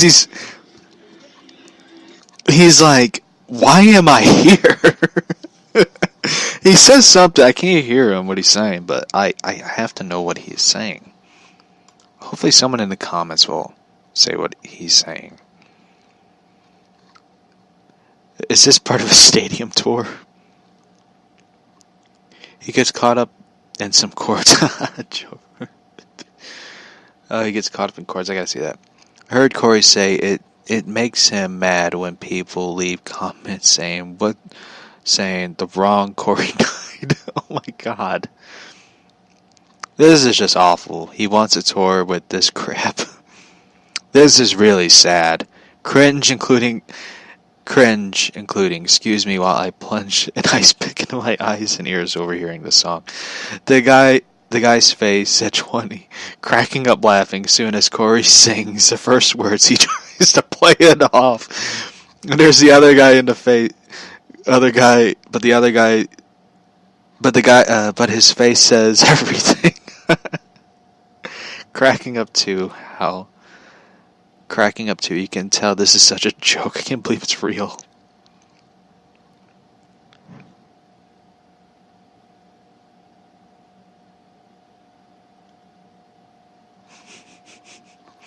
But it is like the one guy is like cracking up, laughing at this. Like he's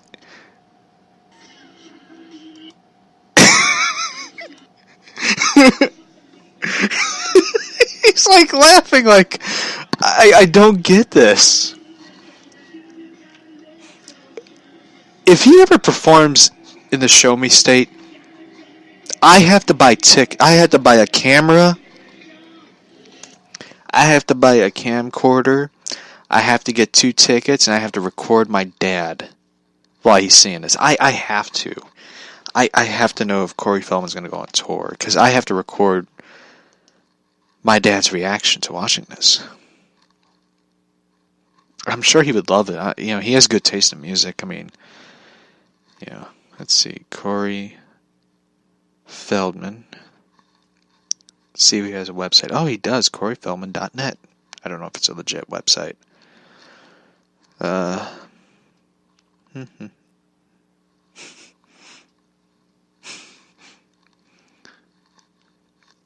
I'm sure if I did that to my dad, he'd be like, "You hate me, don't you?" I'd be like, "No, we had to go see this together. We're all gonna, we all have to see it together."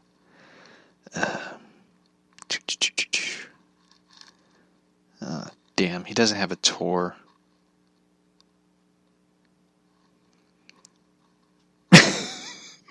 One website, Corey Feldman's true height is 5'8".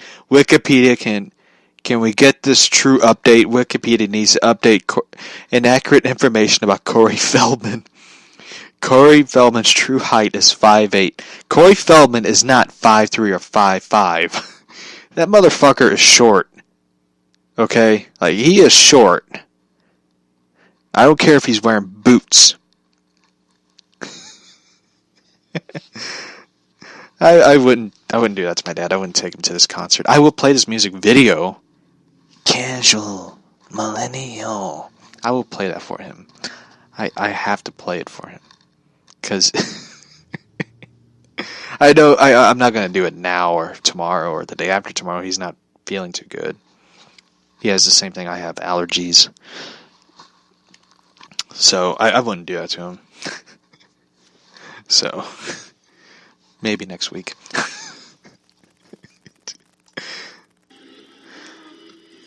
This guard is like laughing.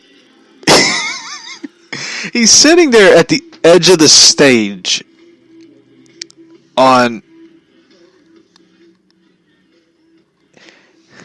He's sitting on the stage of the right. He's like laughing. He's trying to hold back his laughter. He's like looking down at the ground. And he's on his phone trying to like block out everything that's happening around him. And now he's looking at everybody and he's trying not to look at Corey Feldman. And it's kind of hard not to look at this guy. And he's jumping. He's trying to get everybody to jump with him. And he throws the hat. He throws the hat. And the hat gets thrown back at him. Or something. I don't know what he hit something. The hat like flew back. And a lot of people are like, I can't believe we're here and there's no ball game. Like, there's never rarely... I don't even know why you would perform at a baseball stadium. I mean, like, we had 3 concerts. We had the Eagles concert. I think we had Sabbath perform, I think. I don't think they performed in Busch Stadium. We had Kenny Chesney. And Florida Georgia Line, which kind of know my feelings about Florida Georgia Line. They suck. So there's rarely any concert performance. Like, the biggest concert performance that ever was performed in a baseball stadium here in the Show Me State was when the Beatles performed in Busch Memorial Stadium. I think back in the 60s or 70s. It was a big deal. But I still believe if Fell Dog did this tour in Busch Stadium, it would sell out. It would be a huge hit. People would go see it. They would see it. They'd be like, this is the greatest song. You know, like, he would come out. It's good to be here in St. Louis. Casual Millennial. I think that's his name of the song. I don't know. It would be a huge hit. But it's kind of sad, though. There's like only 2 members of the Angels performing with him. I guess the bass player's like, I'm out. And the keyboard player quit. And there's like only the DJ and the guitarist. I feel sorry for the guitarist. She's trying to give everything she has into this performance. The blonde is just standing there like, it's good to have everybody look at me. It's just... Yeah, so anyway. The one dude who's wearing the baseball jersey team t-shirt, this baseball t-shirt, he's just like, I can't believe we're sitting through this shit. Is this like a softball team going like, all right, we're going to celebrate our playoff victory. We're going to go into playoffs. We're going to win the championship. Let's get a big name performer to perform songs to get the team rallied up. Who do we got? We got Corey Feldman. Fuck it, bring him in. Maybe he'll do some like lines from the, not cocaine lines, but lines from, Goonies and Lost Boys and, other stuff.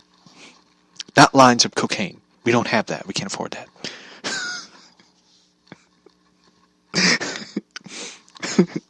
But, what is he going to do? Well, he says he has music. Really? What kind of music? Michael Jackson music? No, his own music. It's his art. And the one guy's probably like, so far in this song, I regret everything I chose to do. So, the one kid who's like wearing the blue shirt, she's just sitting there going like, why did I agree to come here? I could have just stayed home, watch a movie, a Corey Feldman movie, back then when he was good, and now he's just trying to be like Michael Jackson. I feel sorry for the kids. Like, the kids are being tortured, going like, we don't even know who the hell this dude is. But our parents do. It's just, I feel sorry for the kids.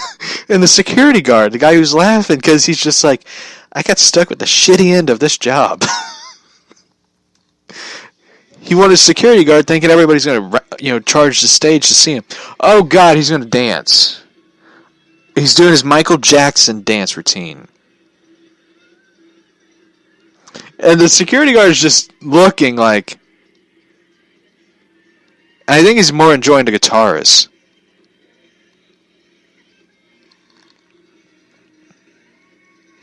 Now he's doing his Michael Jackson routine. Oh, God.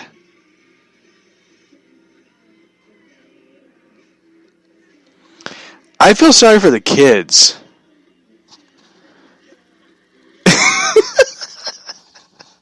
Security guard just cracked me up. He's pretty much going like, he sucks.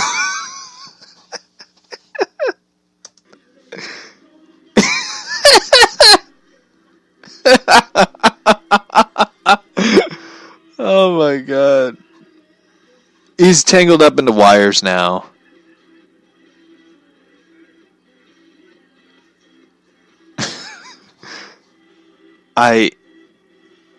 This is like the best video I ever found.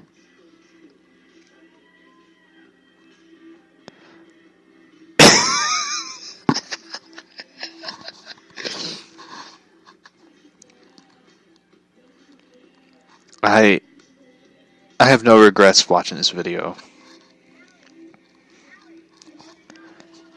This is just awful. I feel sorry for the kids. And everyone's like recording this, which I don't blame them.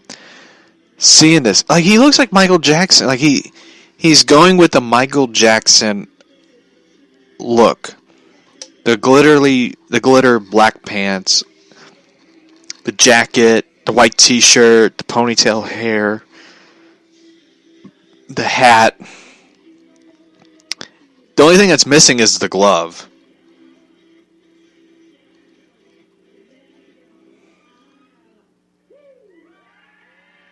How did anybody cheer for this? How did anybody cheer for this? Let's see how many likes and dislikes this video has. Alright. 81 likes. 144 dislikes. This is such a bad video. Kind of wish he performed in St. Louis. I would go see it. I would. Oh shit, he performs and loses a tooth. Corey Feldman plays a show and gets a tooth knocked out. Shit, that hurt. Anyway. Oh, he does another... Alright, we're gonna play this one video and we're gonna wrap up the show. So, anyway,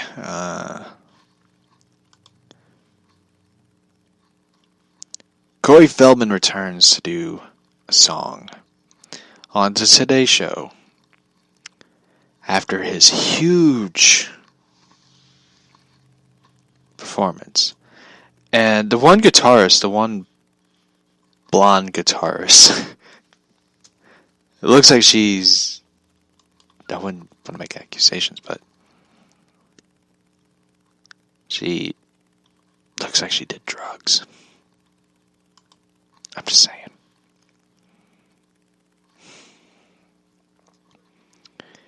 His next song, Corey Feldman and the Angels, called Take a Stand. Oh, God. Hearing this, I already questioned my choices. And he's wearing a gold and white hoodie. I think it's not some of the same members of the band.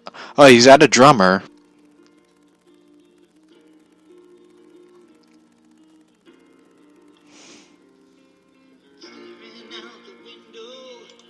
Oh my God, this is like a Michael Jackson song. Let's take a look. Listen. Sorry. Listen to this one. Staring out the window, caught inside a dream. It sounds like a Michael Jackson song, except it's a Corey Feldman song. Staring out the window, looking to see. This is just awful. This is just awful. This is an awful song. What is with him and eyeliner?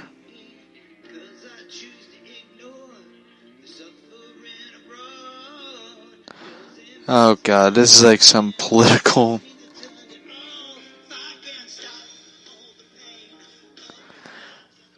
This is like a political song about human rights and stuff. I'm sorry, why would we have a song by Corey Feldman?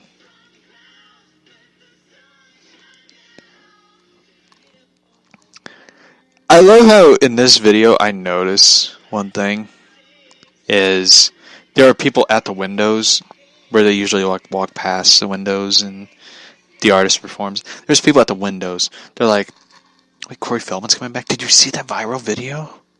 Oh, no, we ain't walking past this window. We are going to look and see what's going to happen. Maybe he'll do some weird, goofy dance moves or something. We got to see it.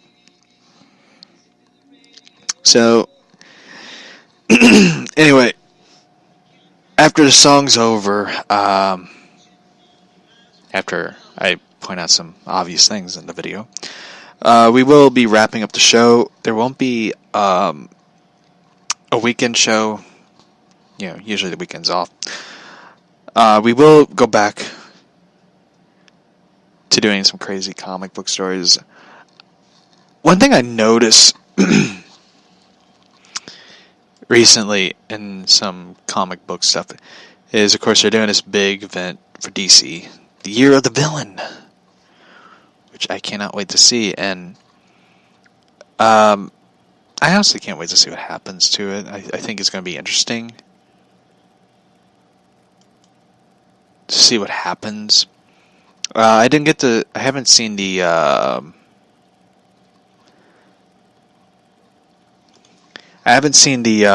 new Titans episode. One thing I want to point out that kind of aggravates me what DC's doing again is, this is by Bleeding Cool article, DC Comics baits readers by having Nightwing and Catwoman cheat on Batman. Have Catwoman cheat on Batman with Nightwing. And the upcoming DC Comics Valentine's special, Crimes of Passion. Which, by the way, the book will be $9, but the book will be $10. And it will bring back Slam Bradley into DC Comics, or the new book. Yeah, I know. It's kind of dumb. James Tynion IV will be leading the pack and writing this issue. Readers, however, are not happy with this, including the return of a character fans did not like, Slam Bradley. Don't even think skipping it, as Bradley threatened any readers who don't buy this comic in solicitation, they will be, by saying to readers, quote, "You know what, fuck it. They had a good run."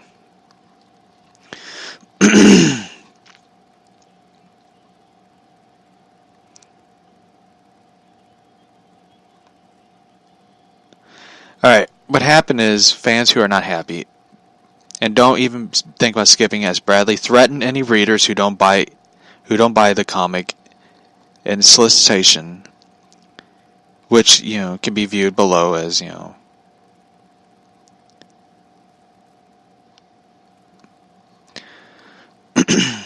Passions is, about Passions, betrayal, and murder. When a private investigator, there's a few things experiencing daily when you come to Capes and Mix. Like Batman and Catwoman, Harley Quinn, things get even messier when Slam Bradley. I'm telling you that this year's Valentine's Day special will be more intriguing. You can shake a stick at it. Tales of love, the kind of love that can push people over the edge. Don't miss it, or I'll make you pay. The book and the cover looks like shit. And if this is like the big kickoff for James IV's Batman, then fuck it, I am out. I am out of here.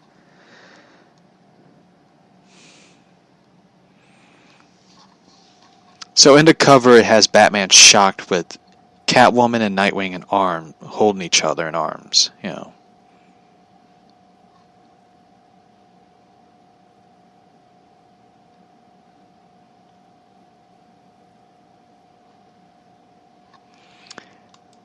This is kind of like the dumbest thing that they're doing in comics. And, if this is kind of the stuff that they're going to be doing, I'd rather have Tom King stay on. In my opinion. I'd just rather have Tom King stay with the Batman books and stuff.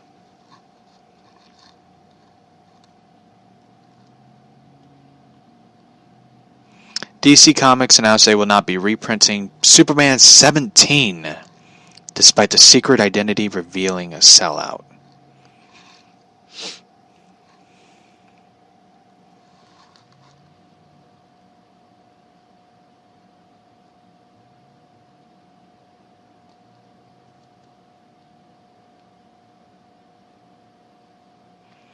So,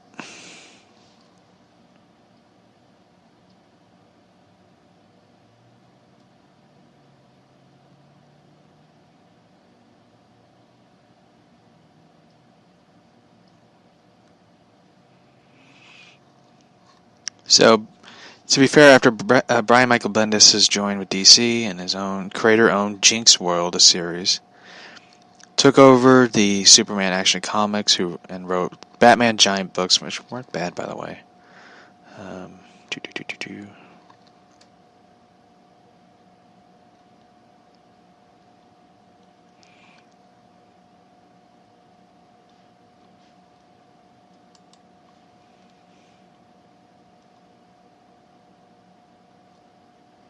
Oh my god, what?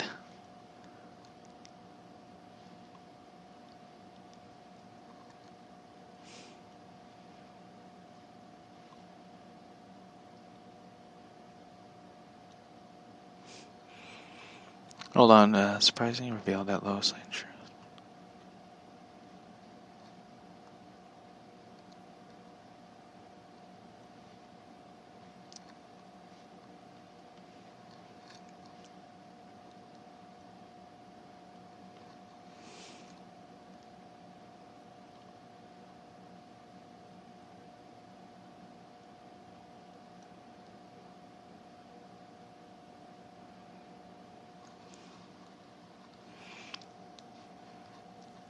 So,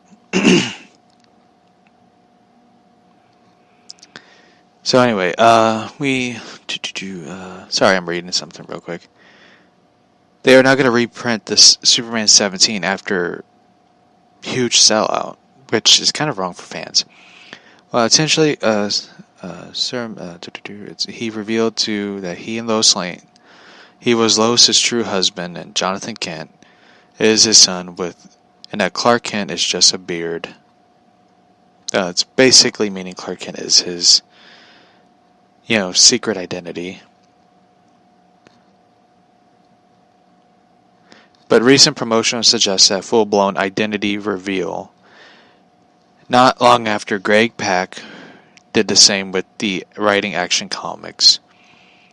Well, it's revealed that it's been done away with a couple years of the events of Superman Rebirth, and conflicting two versions of Clark Kent and Superman Lois merged and aged, giving them a son from Patrick Gleason and Peter J. Tomasi. Bendis has talked about the long-term change which could appear in part and set up for the 5G, with Jonathan Kent taking over the role of Superman. So they're going to be starting with the 5G, which is going to suck. The one thing that's going to be so dumb is like the only original character that will be more like going to be in the 5G is Harley Quinn, because they can't, world can't have enough of Harley Quinn. I hate that character. I'm sorry. I hate Harley Quinn. I'm sorry. I know there's some people who love Harley Quinn, but I hate that character. I find her annoying. And I know there's some people who just love Harley Quinn, but I find her annoying. Like, she is an annoying character.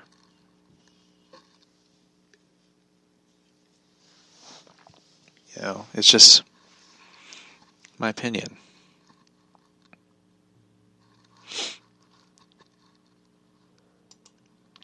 So anyway, this is sort of the wrap up of the show. I'm just going over articles to read real quick. If something sort of pops out to me, I will read it and stuff.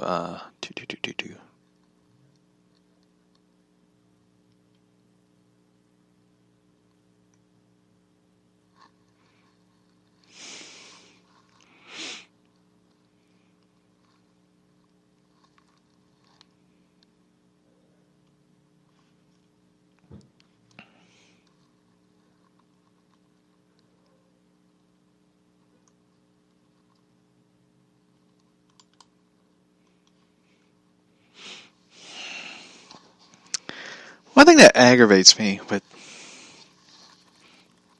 DC at times is they just sort of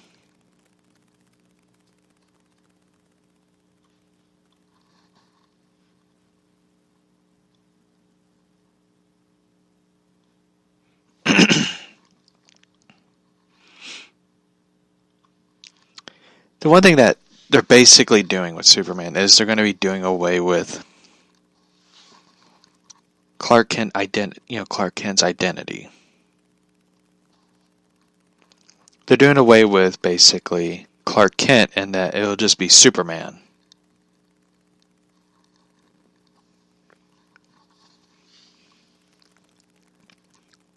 Is what they're basically going to be doing. It aggravates me in a way because Clark Kent is just as interesting as Superman. I mean, I know Bendis, Bendis is Bendis.